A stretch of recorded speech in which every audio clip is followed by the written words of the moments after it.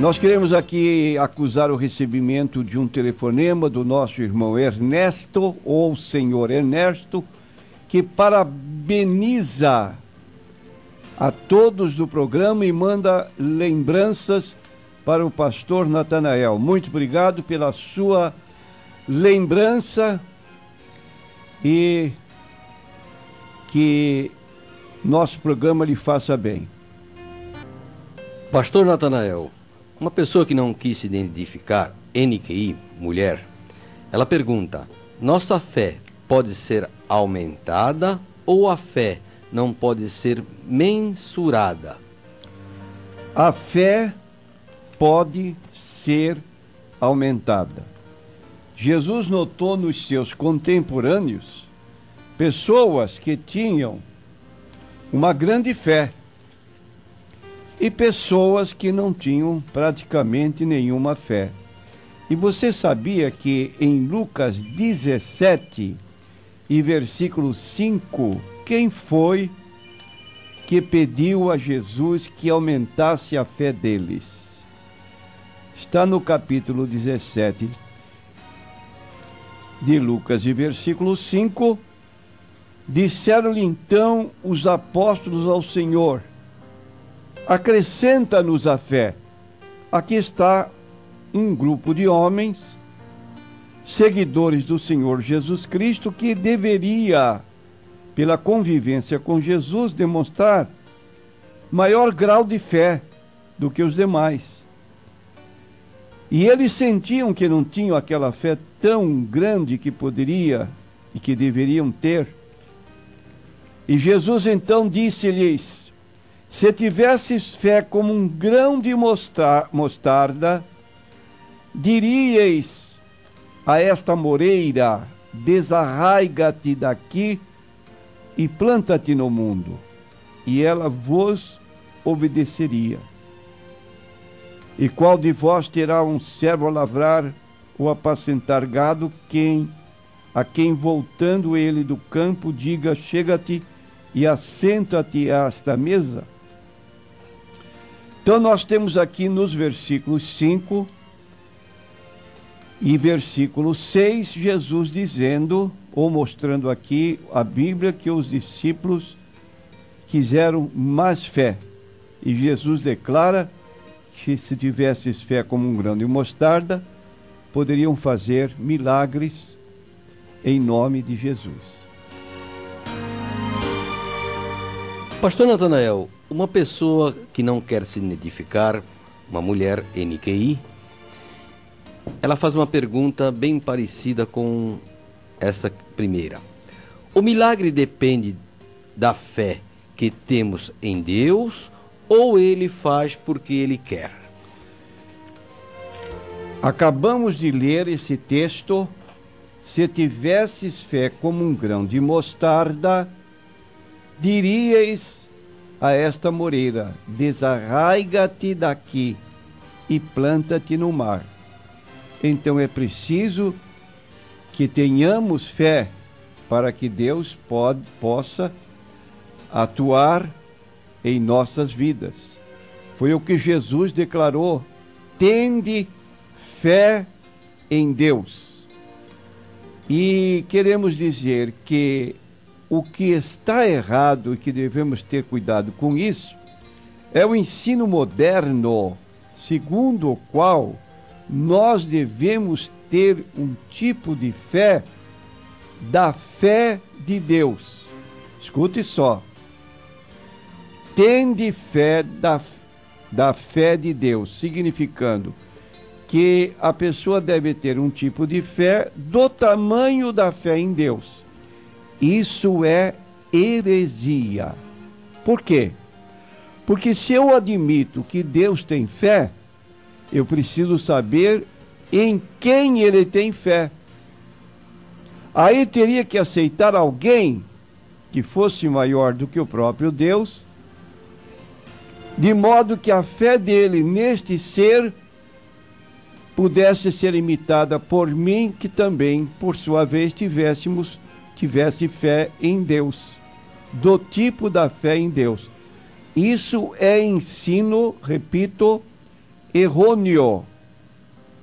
A fé é o firme fundamento das coisas que não se veem e se aguardam.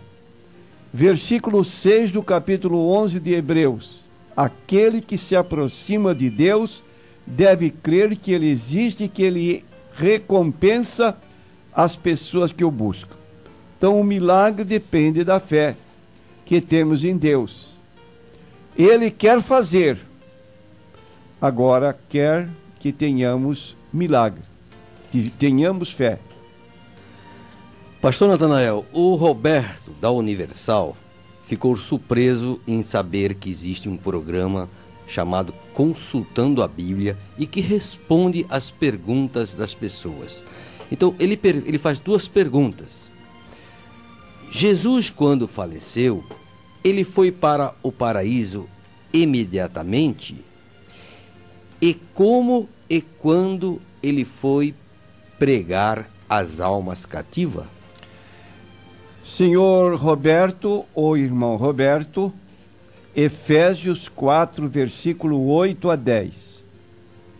Pelo que diz, subindo ao alto, levou cativo o cativeiro e deu dons aos homens. Ora isto, ele subiu, que é, senão que também antes tinha descido às partes mais baixas da terra?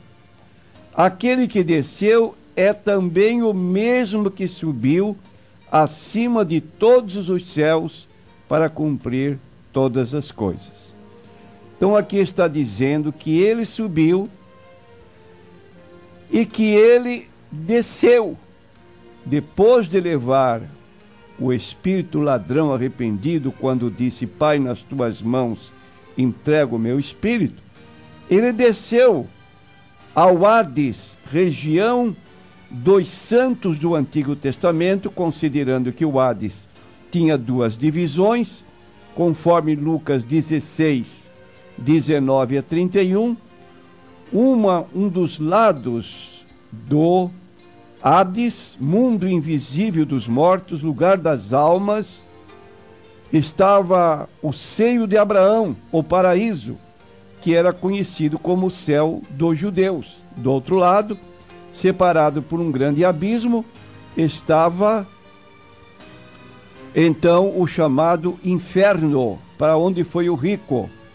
Jesus desceu ao Hades, na região daqueles santos do Antigo Testamento, e no versículo 8 declara que, subindo ao alto, levou cativo o cativeiro, ou seja, o lugar que retinha as almas dos santos do Antigo Testamento, foram agora transferidas para o céu.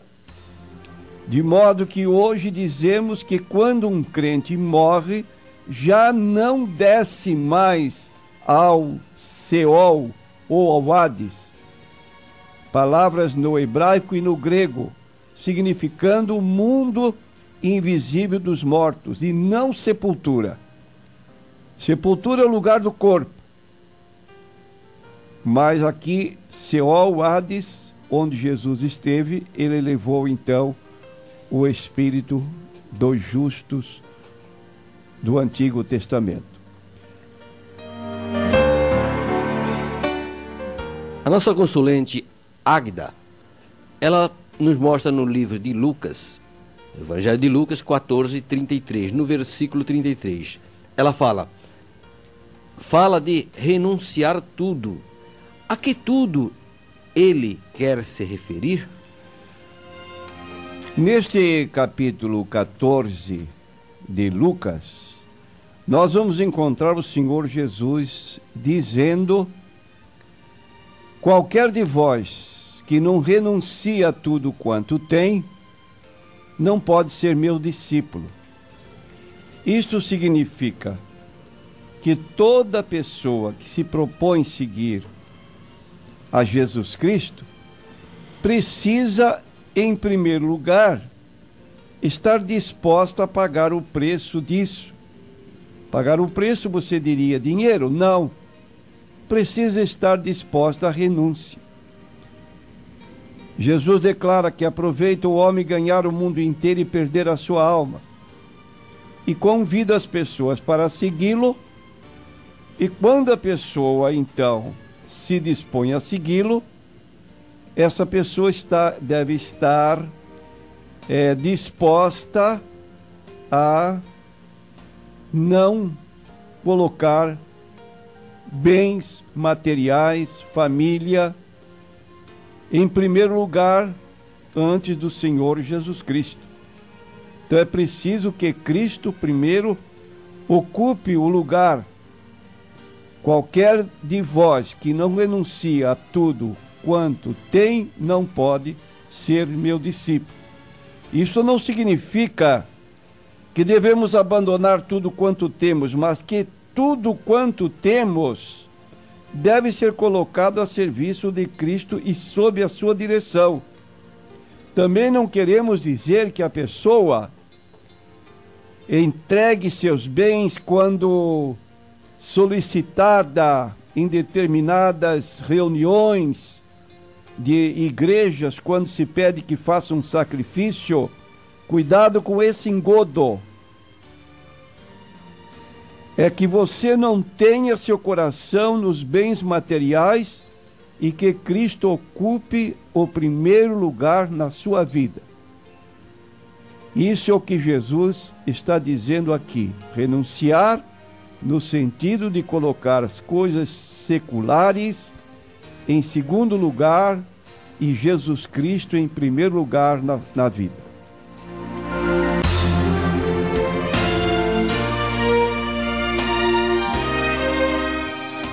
Pastor, a nossa irmã Maria, lá de São Vicente, ela diz o seguinte: li um livro que diz ser Jesus essênio e viveu na comunidade deles. É certo esta leitura? Não. Isso é infundado. Existia, sim, segundo alguns historiadores, uma comunidade chamada dos essênios, ali por perto de Qumran, segundo descobertas de literatura de livros que foram recentemente descobertas. Agora, queremos mostrar que um essênio tinha modos de vida bem diferentes daqueles que Jesus manifestou durante o seu ministério aqui na terra. Por exemplo, os essênios abraçaram um legalismo radical como modo de vida. Era tão radical que não conviviam com as demais pessoas. Formaram uma comunidade bem distante da civilização. E Joséfo, historiador judeu, declara que eles guardavam o sábado até o ponto de não acender fogo nesse dia. E Jesus mostrou tolerância quanto à guarda do sábado, defendeu os discípulos da acusação de transgressores do sábado quando colheram espigas para comer. Eles disseram aos judeus: não é lícito fazer isso. E Jesus defendeu, dizendo que eles eram inocentes da acusação que estavam sofrendo. Os essênios tinham uma vida ascética. Ascética é uma pessoa que abandona tudo que é comum para uma vida normal. Alimentação, forma de se vestir, não convive com as pessoas, fica separada. E Jesus vivia com o povo e não tinha problemas com a comida. Foi até chamado de glutão. Até de bebedor foi chamado Jesus. Os essênios primavam pela limpeza exterior. Jesus se preocupava com a pureza interior, dizendo que os judeus lavavam o copo por fora, mas por dentro estava cheio de rapina. Os essênios não criam na ressurreição. E Jesus não só ensinou a ressurreição, como ele próprio ressuscitou. Em João 5, 28 e 29, Jesus falou da ressurreição dos justos e da ressurreição dos injustos. Os essênios olhavam para os doentes como impuros e guardavam distâncias deles. Mas Jesus curou a todos que vieram a ele. Recebeu e tocou até em leprosos. Os essênios discriminavam a mulher. Jesus não. A primeira mulher que viu Jesus ressuscitado foi Maria Madalena, da qual Jesus havia expulsado 7 demônios. Então dizer que Jesus foi essênio é um erro. Está errado, não tem base na história, e são religiões orientais que transmitem essas ideias a respeito da vida de Cristo. Mas quem quiser saber o certo é só ler os evangelhos.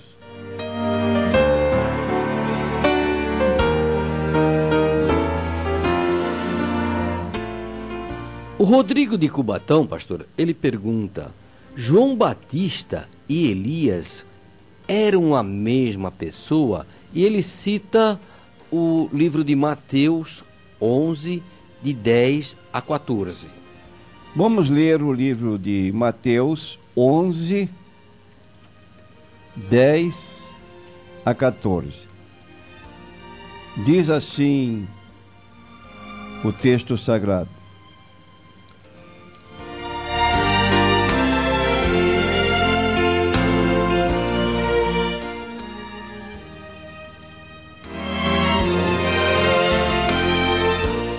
porque é este de quem está escrito: eis que diante da tua face envio meu anjo, que preparará diante de ti o teu caminho.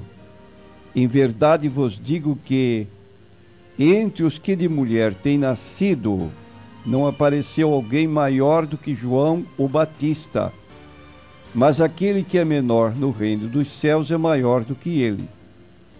E desde os dias de João o Batista até agora, se faz violência ao reino dos céus, e pela força se apoderam dele, porque todos os profetas e a lei profetizaram até João.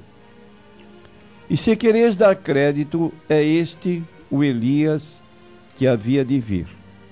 Então, com base nesse texto, versículo 14, existe a suposição de que João Batista fosse o Elias reencarnado. E essa alegação é tomada dos livros espíritas. O Livro dos Espíritos, escrito por Allan Kardec, declara isso, que João Batista fora Elias. Houve reencarnação do espírito da alma de Elias no corpo de João Batista. Bom, a nossa resposta é a seguinte: dentro da doutrina espírita, a reencarnação é definida como a volta da alma ou espírito à vida corpórea, mas em outro corpo, novamente constituído, em que nada tem a ver com o antigo. Estou fazendo uma citação do Evangelho segundo o Espiritismo. Então Kardec, pois, o mandou colocar no seu túmulo um epitáfio que dizia: nascer, morrer, renascer ainda. Esta é a lei. Logo, dentro da doutrina espírita, é preciso que a pessoa nasça, morra e retorne, reencarnando em outro corpo. Mas ocorre que Elias, de acordo com 2 Reis, capítulo 2 e versículo 11, declara o texto bíblico que Elias não morreu. Elias foi levado ao céu num redemoinho. Ora, se ele foi trasladado para o céu, consequentemente, isto significa que não morreu. Se não morreu, não desencarnou. Logo, se ele não morreu e foi levado ao céu sem provar a morte, não podia reencarnar em João Batista. Aí você pergunta, que prova maior ainda poderia ser dada? Está no livro de João, capítulo 1 e versículo 1. Foi uma comissão de homens religiosos perguntar a João Batista se ele era Elias. Está no capítulo 1 de João, versículo 21. Perguntaram-lhe então que, és tu Elias? E disse, não sou. Diz o texto de 1 Coríntios 2:11 que ninguém sabe o que está no homem, senão o espírito do homem que nele habita. Se me perguntarem qual é o meu nome, quem eu sou, eu vou dizer, dentro do conhecimento que me dá o próprio espírito que tenho, que me identifica como a pessoa que sou.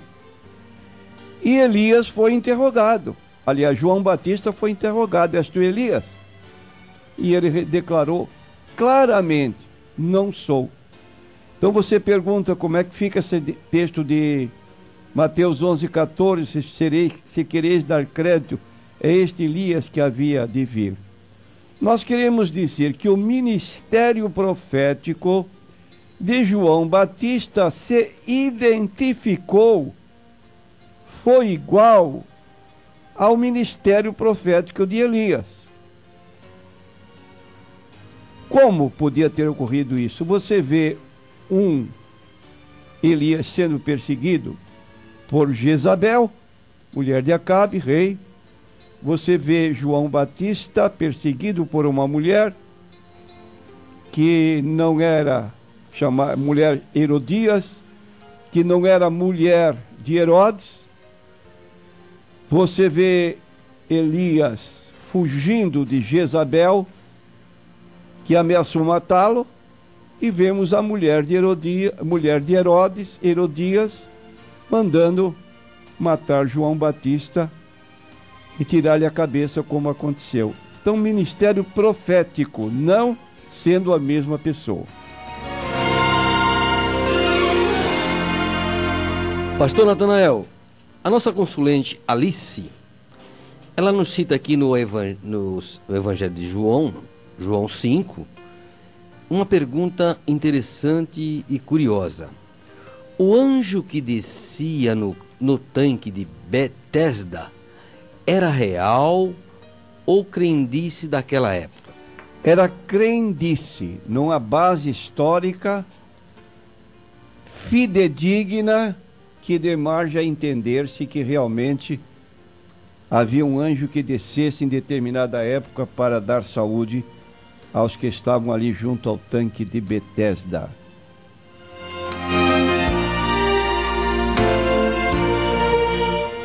E Niquei, homem, é noivo e já teve relação com a sua noiva, quando ainda não era batizado.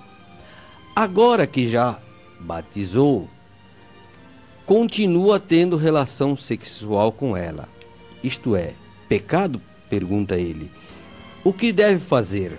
Uma nota interessante aqui, que a noiva não é evangélica e não vai à igreja. Eu quero dizer, meu prezado, você está vivendo no erro. O apóstolo Paulo, na sua carta aos Coríntios, ele declara no capítulo 3, versículo 16, que o nosso corpo é o templo do Espírito Santo. Se o nosso corpo é o templo do Espírito Santo, diz a Bíblia então que ele deve ser santo. Ora, como uma pessoa que se diz crente pode viver numa forma igual a esta? O apóstolo Paulo diz assim: Não sabeis vós que os vossos corpos são membros de Cristo? Tomarei, pois, os membros de Cristo e fá-los-ei membros de uma meretriz? Não, por certo. Ou não sabeis que o que se ajunta com a meretriz faz-se um corpo com ela? Porque serão, disse, dois numa só carne. Mas o que se ajunta com o Senhor é um mesmo Espírito. Agora para o nosso consulente, versículo 18. Fugi da prostituição. Todo pecado que o homem comete é fora do corpo, mas o que se prostitui peca contra seu próprio corpo. Ou não sabeis que o vosso corpo é o templo do Espírito Santo que habita em vós, proveniente de Deus e que não sois de vós mesmos? Porque fostes comprados por bom preço, glorificai, pois, a Deus no vosso corpo e no vosso espírito, os quais pertencem a Deus. Está bem claro aqui, nosso corpo é o templo do Espírito Santo. Como é que vamos fazer isso?